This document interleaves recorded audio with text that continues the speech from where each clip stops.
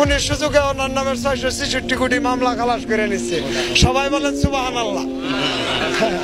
একটু জোরে জোরে বলেন, সবাই বলেন সুবহানাল্লাহ। তার কারণ এটা যে উনি ওনার 666 কোটি খালাস, অথচ রিক্সাওয়ালাদের সম্পদের নাই কোনো তালাশ। ওই যে অর্থনীতিবিদ্যা প্রিয় ভট্টাচার্য অর্থনীতির শ্বেতপত্র ঘোষণা করে দিয়েছেন। উনি অর্থনীতির শ্বেতপত্র ঘোষণা করে বলতেছেন, বাকি কাউন্সিলর উপদেষ্টারা আপনারা কি সংস্কার 6 মাসে করছেন জাতির সামনে ক্লিয়ার করেন। এটা গণমাধ্যম ভাইয়েরা আপনারা ভালোই জানেন।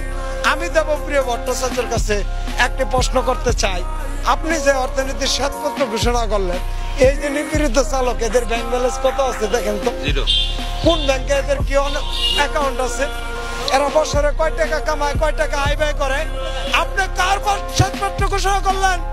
সেই শ্বেতপত্রের ভিতরে সুবিধাবাদীদেরকে সুযোগ দেওয়া হয়েছে এই 3 চাকার চালকদেরকে নিপীড়িত করার জন্য তড়িঘড়ি করে এ ধরনের একটি হিসাব ব্যবস্থা কমিশনের কাছে জমা দিয়ে আমাদেরকে রাষ্ট্রের কাছ থেকে আলাদা করে দেওয়ার চেষ্টা করতেছে। প্রিয় দেশবাসী, এবার আপনাদের সামনে আমরা খালি মিনতি করি, আপনাদের কোনোদিন সাবধান করি না। আজকে একটা সাবধানের সুরে বলি, শনিবারে ভর্তি পরীক্ষা হয়, যদি একদিন গাড়ি বন্ধ করে দেয় আপনাদের সোনামণিদের ভবিষ্যৎ কিন্তু একবারে গায়েব হয়ে যাবো।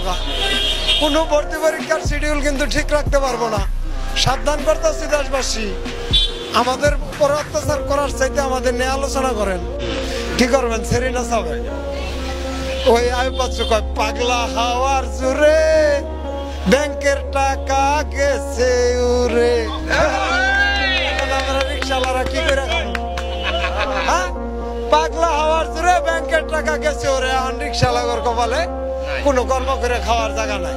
দেখছেন, এইভাবে গান তৈরি করে শিল্পী নাচায়া মঞ্চ করে লাল কালো প্রোগ্রাম করে দেশবাসীর অধিকার দিতে পারবেন না।